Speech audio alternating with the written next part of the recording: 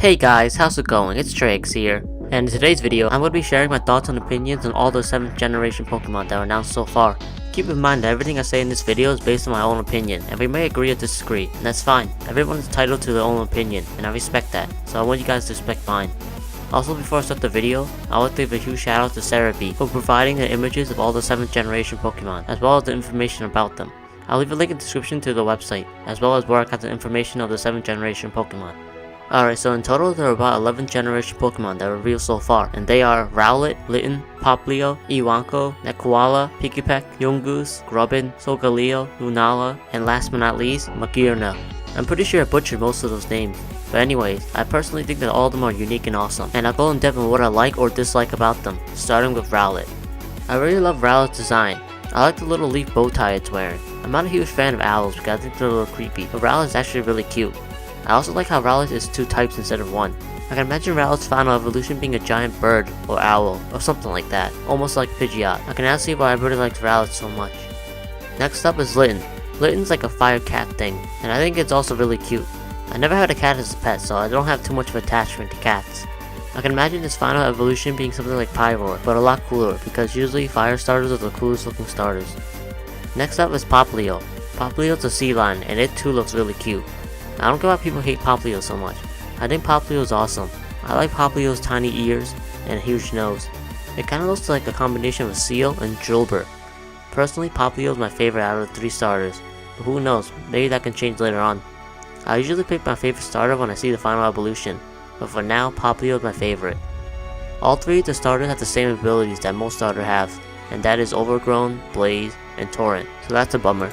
I kinda want to see some new abilities, but oh well, maybe next generation.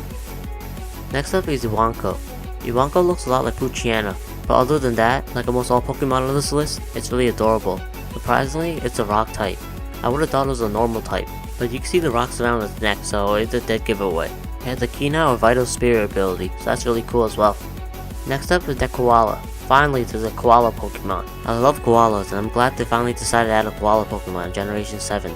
I really like how it's holding a log and how it's sleeping. It is a normal type, and has ability Definite Sleep. I hope Neko Koala is strong, because I really want him in my party. Next up is Pikipek. Pikipek is the bird Pokemon of Generation 7, and it looks awesome. Almost all bird Pokemon look really cool in the final evolution, so I hope Pikipek looks cool as well. I always use the general bird Pokemon in all generations of Pokemon games, such as Pidgey, Hoothoot, and Taillow. Pikipek has a Keen Eye or Skill Link ability, so that's really useful. Next up is Donald Trump, Yungoos. But seriously, it does look like Donald Trump because of the hair and the evil expression on its face. Other than that, I think Yungoos is pretty cool. Its ability is Stakeout or Strong Jaw, and I can see why it has those abilities. Next up is Grubbin. Grubbin looks cool, but at the same time it also looks creepy. I guess I think it's creepy because when I look at Grubbin, I think of a bunch of maggots, and I kinda wish the bugs in the real world looked a lot like bugs in the Pokemon world, because if that was the case, I'm pretty sure no one would be scared of bugs. Grubbin has a swarm ability, which suits it perfectly. Next up is Solgaleo, and man does this Pokemon look awesome. I really love lions, so this is one of my favorite legendaries by far. It's weird how Solgaleo is psychic and steel, and what's more weirder is that Solgaleo is weak to fire. It has the ability Full Metal Body. I'm probably gonna get Pokemon Sun because of Solgaleo. Next up is Lunala. Lunala looks awesome. I really like the design and how its type is psychic and ghost. I kinda thought that it would be a dark type because when you think of bats, you think of Batman. And when you think of Batman, you think of night, which is dark. I like Lunala, but not as much as Solgaleo. Both of them have awesome signature attacks, and I wonder what the lore of Solgaleo and Lunala have. Next up is Magearna. Magearna looks cool, and it looks a lot like Diancie, but Magearna is all steel.